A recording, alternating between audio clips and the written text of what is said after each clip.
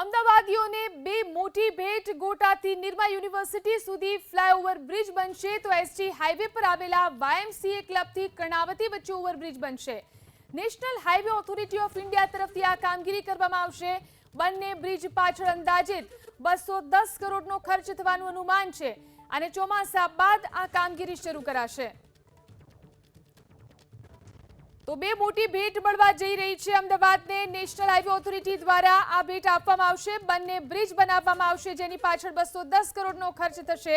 વધુ જાણકારી મેળવી અમારા સંવાદદાતા કુશાંક ફોન લાઈનથી જોડાયા છે। જી કુશાંક, બે નવા બ્રિજ બનવા જઈ રહ્યા છે અમદાવાદમાં। National highway authority of India તરફથી નિર્ણય કરવામાં આવ્યો છે। ગોતાથી નિરમા યુનિવર્સિટી તરફના માર્ગ ઉપર અને વાયએમસીએ ક્લબથી કર્ણાવતી ક્લબ સુધીના માર્ગ ઉપર આ ફ્લાયઓવર બ્રિજ છે તે બનાવવામાં આવશે। લગભગ 210 કરોડનો ખર્ચો તેની પાછળ અનુમાન લગાવવામાં આવ્યું છે અને આ બ્રિજ બનવાના કારણે લગભગ 45 થી 50 હજાર જેટલા વાહન ચાલકો છે તેમને ફાયદો થાય તે રીતે આ કામગીરી કરાશે। ચોમાસા બાદ તેની કામગીરી છે તે શરૂ કરવાનું અનુમાન નેશનલ હાઈવે તરફથી હાલ લગાવવામાં આવી રહ્યું છે। જી આભાર કુશાંક તમામ જાણકારી આપવા માટે।